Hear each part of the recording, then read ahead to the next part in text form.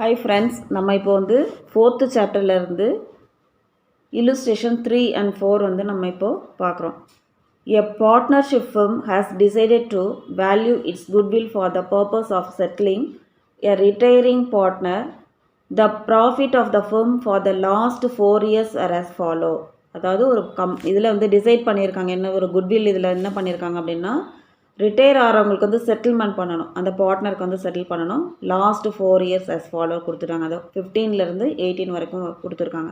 2015 வந்து 40,000, 16 வந்து 50,000, 2017 வந்து 48,000 அண்ட் 2018 வந்து 46,000 கொடுத்துருக்காங்க. The business was looked after by a partner. அதாவது பிஸ்னஸ் யாருமே பார்ட்னர்ஸ் எல்லாம் தான் பார்த்துட்டு இருந்தாங்க. அப்போ பார்ட்னர்ஸ் வந்து அந்த பிஸ்னஸ் வந்து மெயின்டைன் பண்ணிட்டு இருந்தாங்க. No remuneration was paid to be him. அதுக்காக நான் எதுவுமே வந்து அவங்களுக்கு கொடுக்கல. The fair remuneration of the partner value at comes to 6,000 per annum.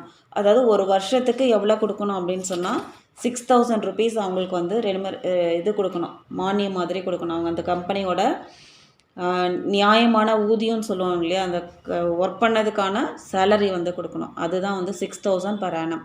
Find out the value of goodwill if it is valued on the basis of 3 years purchase of the average profit of the last 4 year.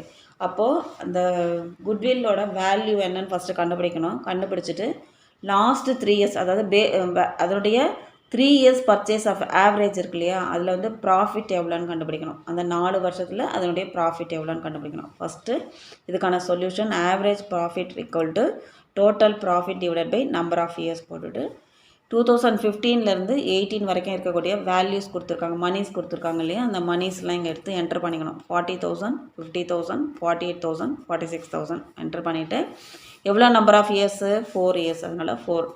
அப்போ இதெல்லாம் டோட்டலாக add பண்ணால் 1,84,000 வருது. 1,84,000 4ஆல் divide பண்ணால் 46,000 வரும்.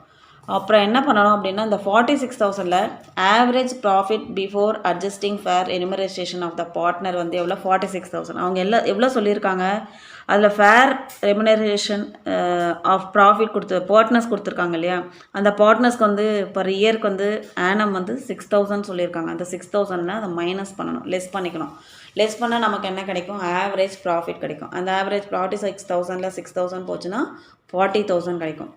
அந்த 40,000 தான் என்னென்னா ஆவரேஜ் ப்ராஃபிட். இப்போ குட்வில் இஸ் ஈக்குவல் டு, நம்ம குட்வில்லில் கண்டுபிடிக்க சொல்லியிருக்காங்க. அப்போ goodwill equal to average profit into number of year purchase. அவங்க எவ்வளோ நம்பர் ஆஃப் இயர் பர்ச்சேஸ் கேட்டிருக்காங்கன்னா 3 years கேட்டிருக்காங்க. இப்போ 40,000 இன்ட்டு 3 ஈக்குவல் டு 1,20,000. அதுதான் வந்து குட்வில்லோட வேல்யூ. இப்போ நம்ம கண்டுபிடிச்சது வந்து குட்வில்லோட வேல்யூ வந்து கண்டுபிடிச்சோம். ஃபஸ்ட்டு நம்ம என்ன கண்டுபிடிச்சிருக்கணும், ஆவரேஜ் ப்ராஃபிட் எவ்வளோன்னு கண்டுபிடிக்கணும். கண்டுபிடிச்சதுலேருந்து அந்த பார்ட்னரோட ரெமுனரேஷன் வந்து மைனஸ் பண்ணணும். அந்த அவங்க எவ்வளோ வேல்யூ கொடுத்துருக்காங்க, 6,000 கொடுத்துருக்கத மைனஸ் பண்ணும்போது நமக்கு வந்து ஆவரேஜ் ப்ராஃபிட் வந்து கிடச்சிது. இந்த ஆவரேஜ் ப்ராஃபிட்டை எவ்வளோ இயர்ஸ்க்கு கேட்டிருக்காங்க, குட்வில்லோடதுன்னு கேட்டோன்னா 3 years கேட்டிருக்காங்க. அதோட மல்டிபிள் பண்ணான்னா 1,20,000 வந்திருக்கு. அடுத்தது illustration 4. From the following information relating to Arul Enterprises, calculate the value of goodwill on the basis of the 2-year purchase of the average profit of the 3 years. 3 வருஷத்தில் 2 வருஷத்துக்கான குட்வில்லோட ஆவரேஜ் பர்ச்சேஸ் வந்து கேட்குறாங்க. இதில் question number 7 என்ன கொடுத்துருக்காங்கன்னா, profit for the year ending 31st December 2016, 17, 18 were 46,000, 44,000, 50,000 respectively கொடுத்துட்டாங்க. A non-recurring income வந்து 5,000 is included in the profit of the year 2016. 2016ல் எவ்வளோ கொடுத்துருக்காங்க, 5,000 rupees கொடுத்துருக்காங்க. அடுத்தது the closing stock of the year 2017 was overvalued by 10,000 rupees. இப்போ வந்து 2017ல் வந்து over value வந்து எவ்வளோ வந்திருக்கு அப்படின்னு சொன்னால் க்ளோசிங் ஸ்டாக்ஸில் 10,000 rupees வந்திருக்கு. இதுக்கான சொல்யூஷன் ஃபஸ்ட்டு ஹெட்டிங் வந்து கால்குலேஷன் ஆஃப் அட்ஜஸ்டட் ப்ராஃபிட் அப்படின்னு சொல்லி போடணும். போட்டுட்டு இதில் வந்து பர்டிகுலர்ஸ் அவங்க 3 years கொடுத்துருக்காங்க இல்லையா, 2016, 17, 18 சொல்லிட்டு, அதனால் 3 காலம் போட்டுக்கணும். போட்டுட்டு ப்ராஃபிட் எவ்வளோ 46,000 2016ல், 2017ல் 44,000, 2018ல் வந்து 50,000 அதை மென்ஷன் பண்ணிடணும். இதில் வந்து லெஸ் நான் ரெக்கரிங் இன்கம் கொடுத்துருக்காங்க. எந்த இயருக்கு கொடுத்துருக்காங்க? 2016க்கு தான் என்ன கொடுத்துருக்காங்கன்னா 5000 rupees வந்து நான் ரெக்கரிங் இன்கம் கொடுத்துருக்காங்க. அதை வந்து 46,000ல் 5,000 மைனஸ் பண்ணோன்னா 41,000 இருக்கும். ரெஸ்ட் ஆஃப் த அமௌண்ட் எல்லாம் 17ல் இருக்கக்கூடிய அமௌண்ட் அப்படியே போட்டுடணும், 18ல் இருக்க அமௌண்ட்டையும் அப்படியே 50,000 போட்டுடணும். இதில் ஓவர் வேல்யூவேஷன் என்ன கொடுத்துருக்காங்க? 10,000 rupees கொடுத்துருக்காங்க. அது எந்த இயர் கொடுத்துருக்காங்கன்னா 2017க்கு கொடுத்துருக்காங்க. அப்போ 2016ல் வந்து நம்ம எதுவுமே வந்து பண்ண தேவையில்லை, அது அப்படியே 41,000 அப்படியே இருக்கும். Less over valuation of closing ஸ்டாக்னு எழுதி அதில் வந்து 2017ல் வந்து 10,000 rupees வந்து மைனஸ் பண்ணணும். இப்போ 44,000ல் வந்து 10,000 மைனஸ் பண்ணோன்னா 34,000 வரும். அதில் 2018ல் ஆஸ் இட் இஸ் அப்படியே 50,000 கீழே அப்படியே கொண்டு வந்துடணும்.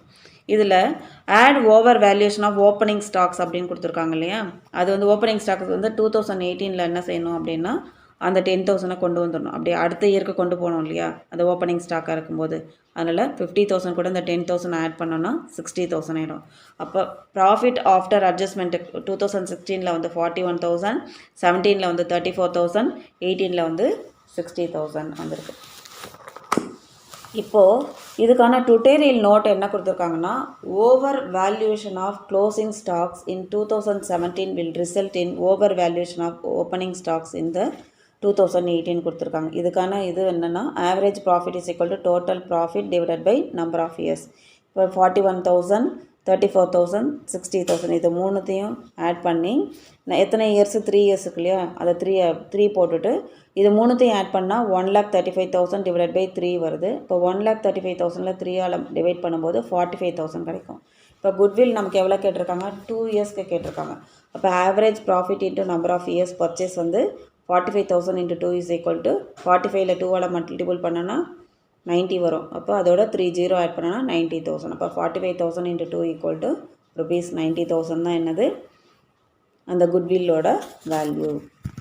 அடுத்ததில் நம்ம வந்து இல்லஸ்ட்ரேஷன் வந்து 5 வந்து பார்க்க போகிறோம்.